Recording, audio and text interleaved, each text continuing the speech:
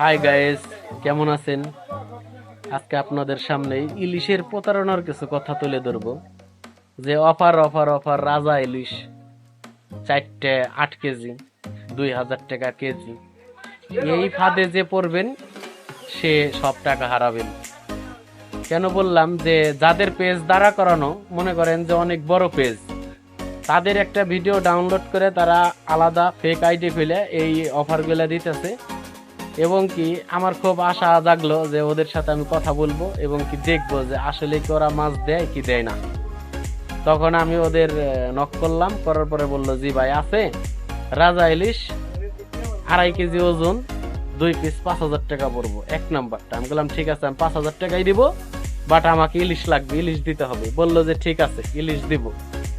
তখন তার সাথে হোয়াটসঅ্যাপে আমি কথোপকথন বললাম, এই হোয়াটসঅ্যাপটা দেখেন কি কথা হইল।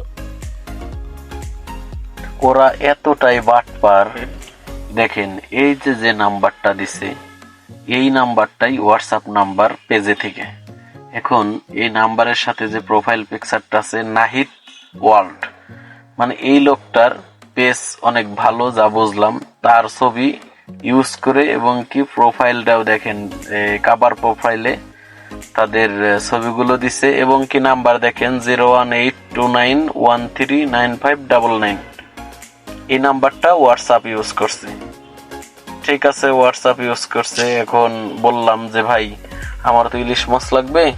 তারা বলল যে ভাই বলেন আপনাদের কেমন কেমন লাগবে। আমি বললাম আমার রাজা ইলিশ লাগবে 2.5 কেজির কাছাকাছি। বললো যে ঠিক আছে দেওয়া যাবে, 2 পিস 5,000 টাকা পড়বে।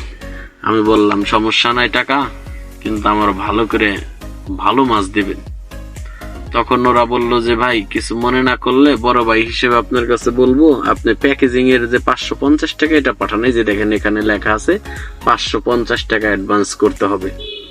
ঠিক আছে, আমি ওকে দিলাম।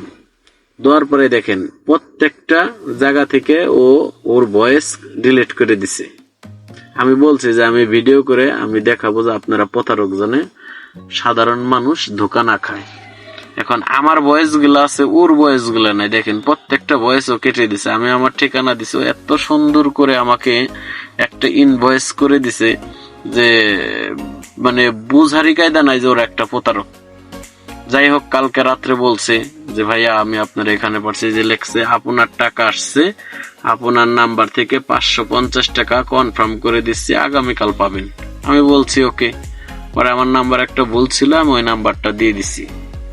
এখন ও বললো যে ঠিক আছে ভাইয়া আমি ওটা ঠিক করে দিছি। এই যে দেখেন ওটা আমি সমাধান করে দিয়েছি ভাই, সমস্যা নাই।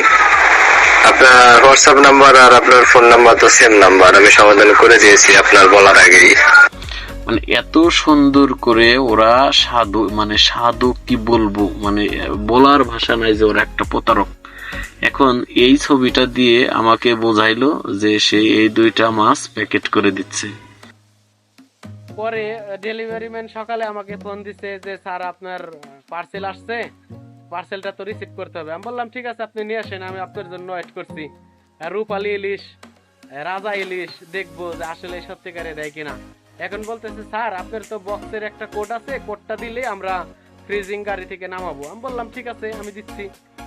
কিভাবে দিতে হইব? বললো যে ওই বাকি যে 4,500 টাকা আছে, ওই 4,500 টাকা পেমেন্ট করেন, তারপর আমি দেবো। আপনাকে 4,500 টাকা পেমেন্ট করলে আপনি মাছ দিবেন না কি দিবেন আমি বুঝবো কিভাবে, বা আপনি যে সঠিক আছেন আমি কিভাবে বুঝবো?